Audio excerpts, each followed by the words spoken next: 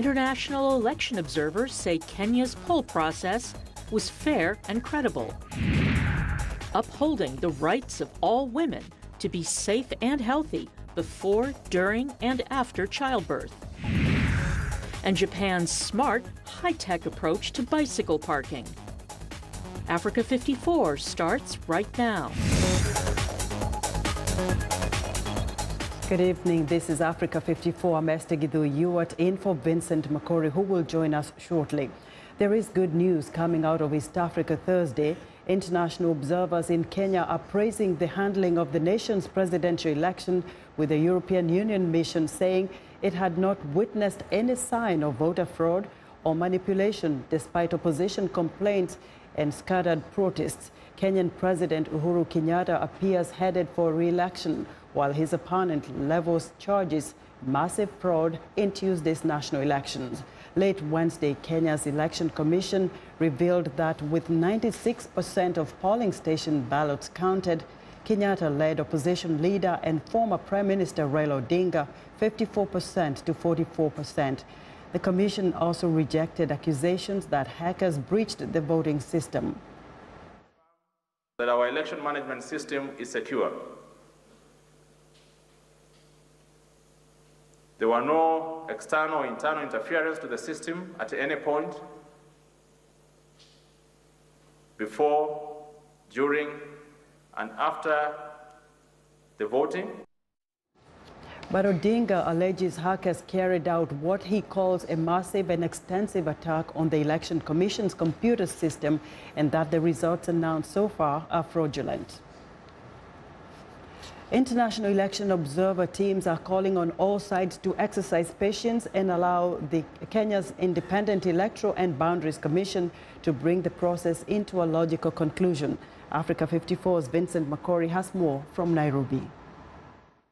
Utterances by the main opposition presidential candidate Raila Odinga of the National Super Alliance (NASUR) early Tuesday, dismissing the interim election results as fake and fraudulent, have put the country on edge in a nation where memories of the violence that followed the disputed election of 2007 are still raw in the minds of many. International and local election observer teams have called on all sides to respect the process and allow the Independent Electoral and Boundaries Commission to complete its work. Former U.S. Secretary of State John Kerry, the Carter Center Election Observer Team leader, gave me his assessment of the entire process.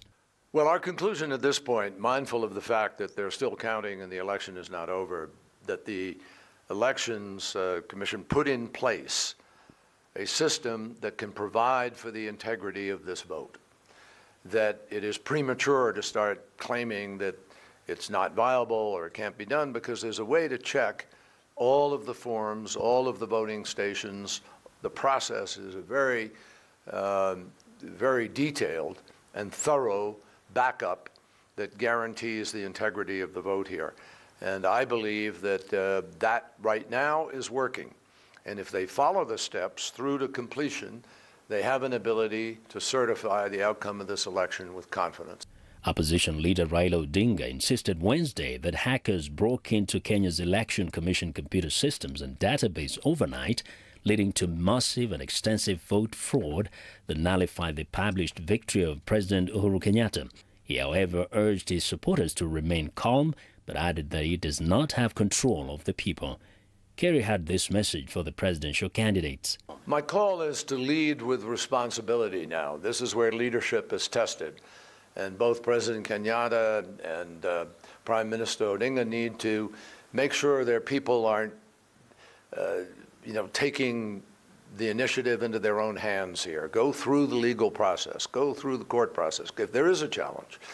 But allow the IEBC to do the checks and the accountability that has been put in place, and then make a measure of whether or not there is a reason to challenge or not challenge. Secretary Kerry said everyone is concerned about the possibility of reactions that could lead to violence. He, however, urged Kenyans to remain calm and wait. But what we're trying to say to people is there's no reason to do that. First of all, there's no outcome. Secondly, no one has yet come up with evidence that they then could take to the legal process to go through and show that, in fact, they were aggrieved. And thirdly, there is in place a process that makes it highly unlikely that one would need to do that, because you can really get down to the nitty-gritty of accountability on all the balloting. Kenya's August 8th election was the most hotly contested in the country's history, attracting a record number of registered voters. And joining us live via Skype from Nairobi is Africa 54 managing editor Vincent Makori. Vincent, anticipation is building up for the final release of the election results tabulation. What is the mood on the ground? Well, it's a mixed kind of sense of things here. You know, people have been off work. People literally took time off, first to vote, but also because there was this anxiety over what will happen soon after. But slowly, today we can say the life started coming back, people coming back to work, but not at really full capacity. We go around the cities, mostly empty. People are kind of upbeat in the sense that they want to see the results of what they did on the 8th, the results of their efforts and their choice. And so there is a sense of, you know, anxiety, kind of impatience, like they want to see this come to a conclusion. Some are happy with what they're seeing as, you know, as of today on the screens of the IEBC, the interim results. But a few people, of course, are not extremely excited because their candidates appear to be losing. Now, talking of that candidate, what has been the reaction to NASA's declaration that their candidate, Raila Odinga, has won and should therefore be declared the winner? You know, for some of his supporters, of course, they believe everything he says. And one of the supporters I spoke to said, whatever he says is true. And therefore, we have seen a few violent reactions on the outskirts of the city. But everyone who has especially appeared on the television screens, like analysts and other Kenyans who are kind of looking at things from a more neutral perspective, they're saying, you know, the results are really technically not out yet. And the IEBC has a system to make sure that they bring this particular process to a logical end through a process that has been put in place, and therefore everybody needs to be patient, a little bit more patient, and wait until they conclude the process by tomorrow. The IEBC chairman says he probably will make the official announcement, yes, tomorrow, Friday. Briefly, Vincent, are you hearing anything from President Uhuru Kenyatta's camp? Zero up to this point. It looks like, apart from a first reaction they made on the day after the election, they've been quiet. I suppose they're already savoring their victory. They are waiting for that official announcement. It looks like things won't look any different than what we are seeing on the interim results up to this point. Vincent, thank you very much. Vincent Makori, Africa 54's managing editor, reporting live via Skype from Nairobi. We want to know what you think about Africa 54 and the stories we cover. Join the conversation on Facebook. The address is Africa 54. We're also streaming our show live on Facebook. So check us out and share our show with your friends.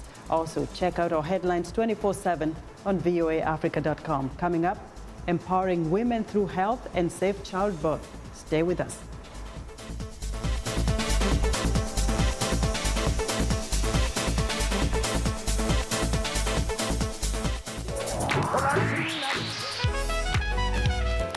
I wanted to present music and a side of American culture that is most important to me, that is a part of who I am. They're going to get some incredible performances. That's one of the things I love, bringing these artists in so you can get to see them do what they do. It's soul music, and that's what music is. It's that which comes from the soul.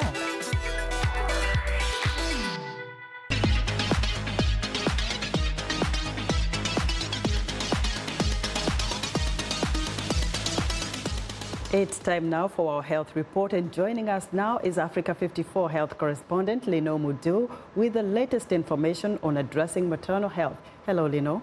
Hello, Esther. Well, the World Health Organization says there have been some improvements worldwide in maternal and newborn health. Experts say maternal health is closely linked to newborn survival. Since 1990, maternal deaths worldwide have dropped by 45%, and great strides have been made in reducing global child mortality.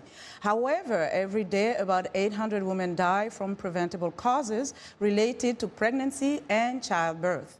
Almost all of these deaths occur in low-income settings as a result of conditions that include severe bleeding, infection, high blood pressure, and complications during delivery. And newborns now account for 44% of all childhood deaths. Experts say there is a need for more innovative ways, particularly to empower women in rural communities to be better informed and equipped with regards to their health. Now, self-care is an approach that is being encouraged in some countries among rural communities as an approach to ensure women are safe and healthy before, during, and after pregnancy. Joining us in the studio for more is Betsy McCallum, CEO of the White Ribbon Alliance. It is an organization dedicated to ensuring that all women to be safe and healthy before, during, and after childbirth. Betsy, welcome to the show. Thank you, Lenore. Thanks for having me. It's a pleasure to have you. Listen, before we talk about the self-care approach, which I introduced earlier, what are you seeing in terms of recent trends and progress around maternal and newborn health? Well, I think, as you said, we are seeing progress, which is the good news. Over the last decade or so, maternal deaths have been reduced by almost half, which is fantastic. But what we're also seeing is that we now need to make some other changes to meet the needs of all women, particularly the poorest women, the most marginalized women in rural communities, women with disabilities, women living with HIV, refugee women, if we're really going to achieve the goals for reducing maternal mortality globally. We've recognized that a lot more women now have had access to services, which is great. But it's the quality of those services that remains incredibly poor in many countries. We've also seen the issues of involving people themselves directly in their own health care is really what's going to drive the difference. And this is really thinking about innovative ways to really scale up on the gains that have been made. So self-care is being encouraged. Tell us more about this approach. Yeah, so self-care is simply actions that individuals, families, and communities can take for their own health care.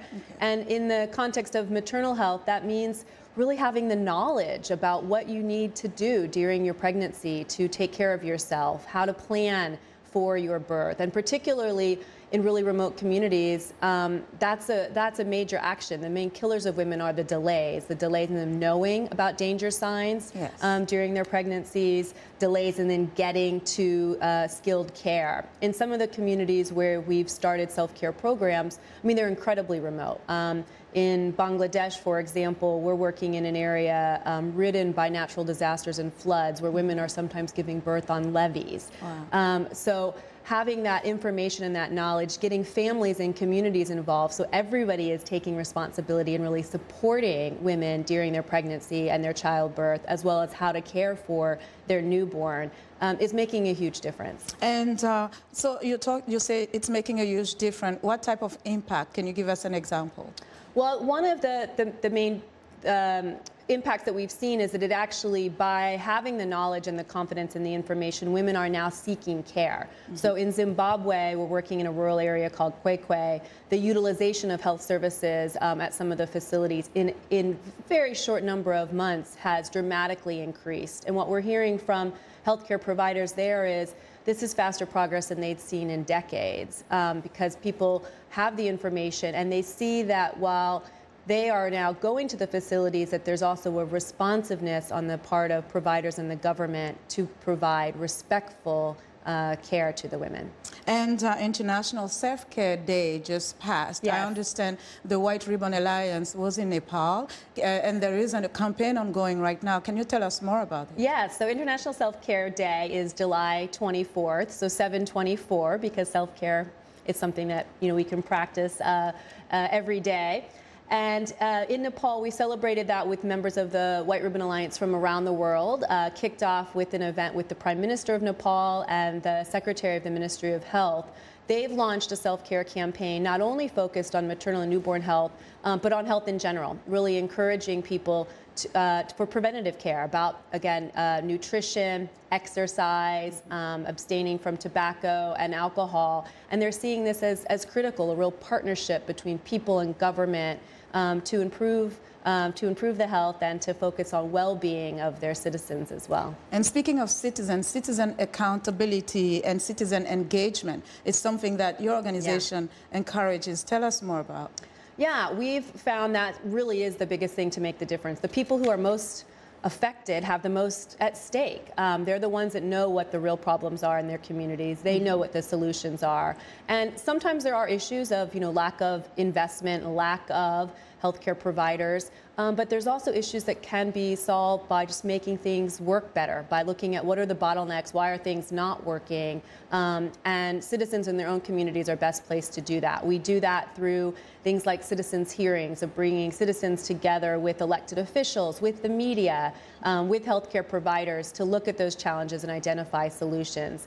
We use things like checklists of having citizens go into health facilities and look at what is supposed to be in place and what's actually in place. And through that, we've seen really rapid, again, improvements in service delivery, which then means more women actually going and getting the services that they need. That's great. Well, thank you so much. And more, all of the encouragement in your work on the ground. Thank you so much for joining us. Thanks. And that was Betsy McCallum. She's CEO of the White Ribbon Alliance. And that's our health report for today. To stay in touch, find me on Twitter @LenorMoudou. Back to you, Esther. Thanks, Leno. Be sure to watch Leno Moudou's health reports every Tuesday and Thursday on Africa 54.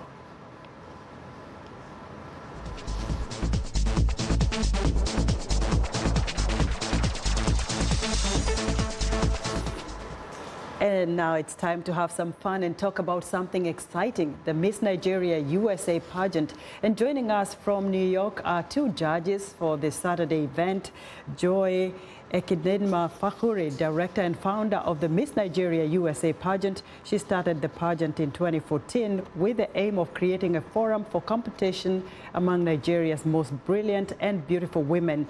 Joy is accompanied by fellow judge Ty Hunter, a fashion guru most famously known as Beyonce's stylist. Ty hails from Austin, Texas. A very warm welcome to you both. Hello, I'm happy to be here. Hello. All right. Joy, let me start with you. The contestants obviously are stunningly beautiful. What more will you be looking for to determine the winner? Well, we are looking for someone who is a servant, someone who can serve, because you cannot really be a leader if you're not a servant. So we're looking for someone who can really serve the community. And the girls actually moved in yesterday from different states in America, and the pageant is going to be taking place on Saturday, of course. And I was there to welcome them, so I'm really excited for the show. Now, let me turn to you, Ty, with your wealth of experience working with celebrities. What potential do you see in this kind of beauty pageant for Nigerians and African women in general?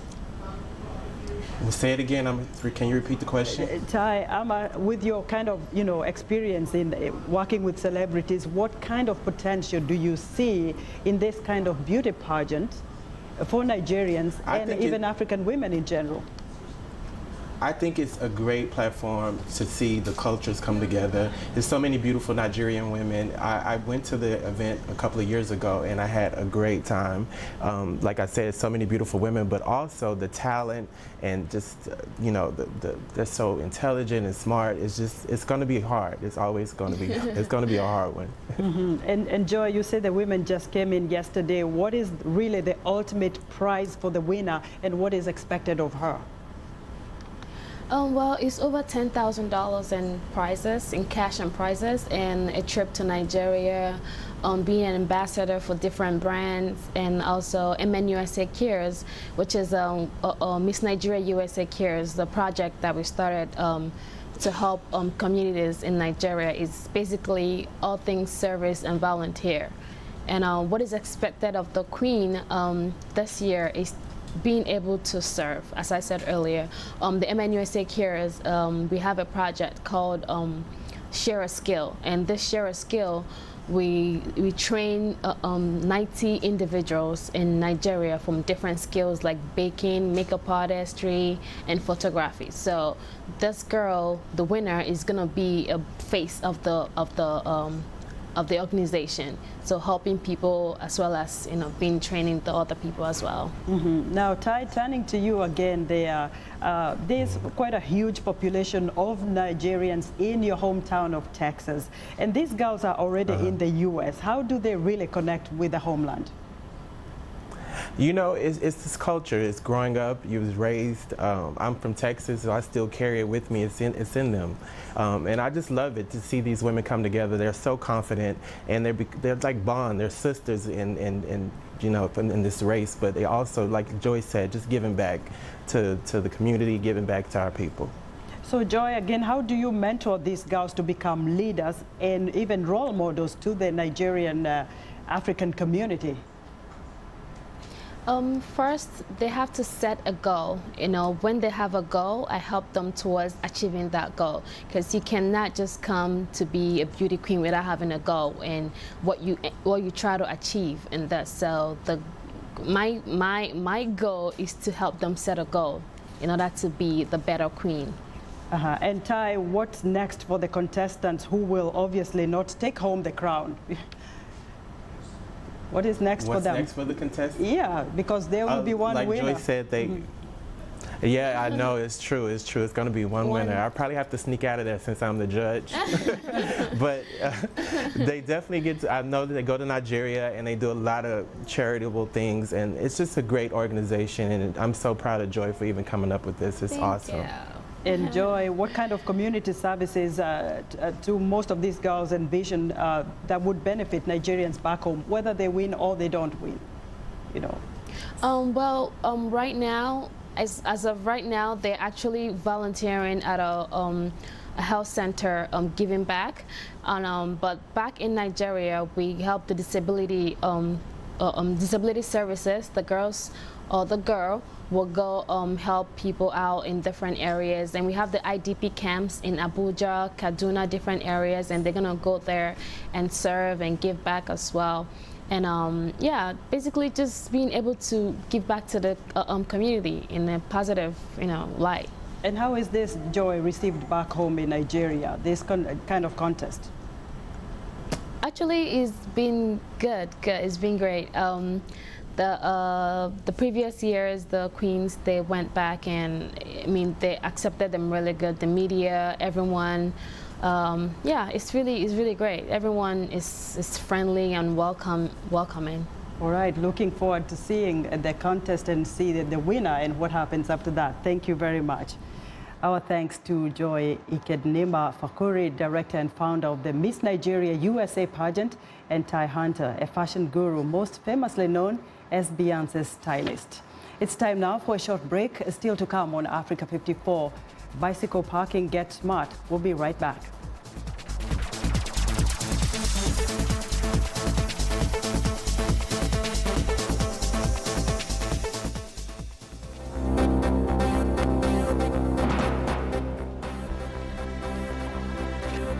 Hacking was attempted but did not succeed.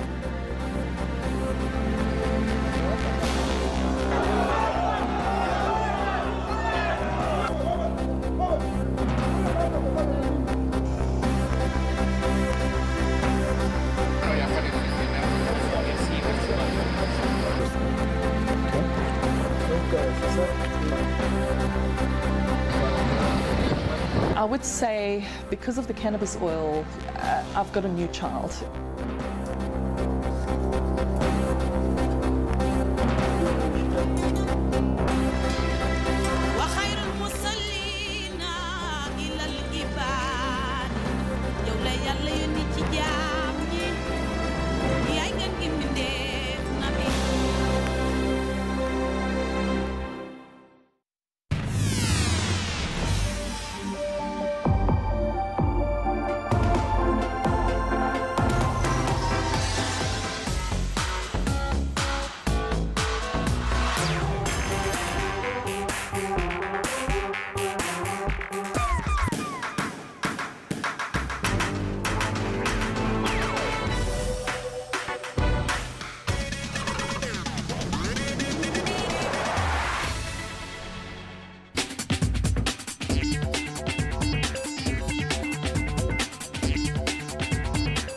And welcome back to Africa 54. Here's what's trending. For some, it is a way to unleash inner strength. For others, it's an alternative interpretation of urban spaces. With its roots in the military, parkour is a training discipline that was created in the 1980s. It is the act of moving from point A to B using any obstacles in your path to increase your efficiency. This often translates into jumping off buildings and vaulting over walls or anything else that crosses their path, no matter how big, usually, but not necessarily practiced in urban areas. It has developed a philosophical side that has raised it from being an extreme sport to a personal journey of inner strength, personal growth, and a new attitude to urban spaces. Next up, a Japanese company is claiming it has developed a fidget spinner that whirls longer than any rival on the market, 12 minutes and counting. Most fidget spinners, the must-have toy for 2017, can only rotate on their own for a few minutes at most. But a subsidiary of precision machinery maker NSK set its sight on utilizing the company's ball bearing used in space satellites and computer disks to make the Rolls-Royce of fidget spinners. The gadget, billed as a stress reliever but banned in some schools as a distraction, has a ball bearing in the center and is designed to effortlessly spin with a flick of a finger. And staying in Japan, this public smart parking lot is capable of parking up to 204 bikes in a 50 square meter area at one time. Scores of such underground facilities should help eliminate the nuisance and annoyance of bicycle parking on pavements and even cluttering streets in Beijing, London, Amsterdam, and New York. A single push of a button starts the operation of this science fiction movie-like smart system for bike parking known as EcoCycle. This one here is built 11 meters deep into the ground. It takes 13 seconds on average to park or retrieve a bike. The silos are not only emission and theft-free, but earthquake-proof as well as effortless. And that's what's trending today. And that's our show for today. Be sure to watch Africa 54 on our website at voaafrica.com. For more news, tune in to VOA's evening radio show Africa News Tonight at 1800 UTC and in the mornings to Daybreak Africa between 0300 and 0600 UTC Monday through Friday. Thanks for watching and good night from Washington.